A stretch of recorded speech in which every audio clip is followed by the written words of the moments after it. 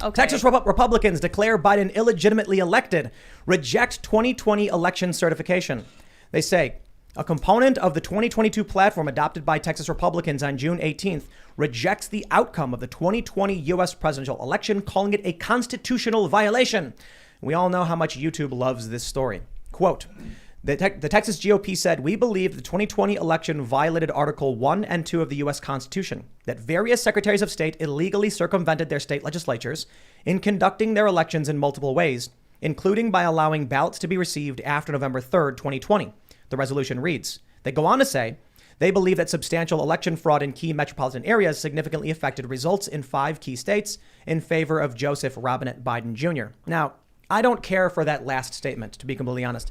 I don't care for it. I think that a lot of really angry people voted against Trump, and I think it's kind of a cop-out. Now, I know a lot of people really, believe in the fraud narrative. I think the bigger issue is we know for a fact that in several states, they did change the rules. There were legal challenges. They were never ruled on the merits, many of them. Pennsylvania is the perfect example, and this is what I want to highlight in this story right away. Texas v. Pennsylvania was 2020. Texas said exactly what they're saying now, that various states violated the Constitution in the way they handled the voting. The Supreme Court said, we won't hear it. Okay, if someone comes to you and says, I believe this thing happened, and you go, don't care, I'm not listening. They're going to say, okay, well, it's not like my mind was changed. If the Supreme Court took the case, heard the arguments, maybe now we would have some resolution. So if you've got a bone to pick, take it up with Roberts and the rest of the Supreme Court. Alito and Thomas were the only ones willing to hear it. The reason why I don't care for the fraud narrative, for one, I'm not completely convinced. I'm sorry, I'm just not. I think a lot of people were very much excited to vote against Donald Trump, and more importantly, it's demoralizing, and it is it's voter suppression in a sense. You're basically telling people to give up. But I'll tell you this. If there is a question about the constitutionality or the rules in an election, that's something that should be investigated. It should be litigated so that way there is confidence in the election. I think what's most important here is not necessarily the argument about 2020, because we're going on 2 years later, for the most part. I think the issue is they never resolved the issue that Republicans have. And because of that, we're now moving into a midterm where already we had one county, Otero County, refusing to certify the results.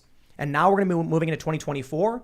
It's going to be even crazier. You think Texas is going to be willing to play with these other states when they were like, you wouldn't even listen to our arguments in the first place. Our mind has not been changed. And now they're building a platform based on that belief. So how do you think conservatives are going to be viewing the Supreme Court going forward? Because historically, people have been really excited about the Supreme Court. We treat those justices like they're gods, like they're more human. They're better than us, human beings. They're infallible. They can't do anything wrong. Do you think that's going to change as a result of this? The Supreme Court is viewed that way? Yeah, I think a lot of people view the Supreme Court as though they're otherworldly beings and they're infallible. Do you know what's the salary of a Supreme Court justice? Isn't it like 180? It's not that much. It's not very high. Yeah. Right.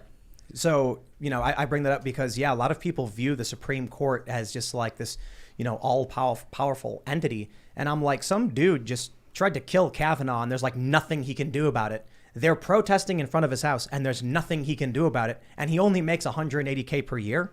That is not a lot of money to be dealing with this level of these threats and violence. Yeah. And they have no enforcement authority. The Supreme Court can come out and be like, we want this. And everyone go, no. And they go, but you have to.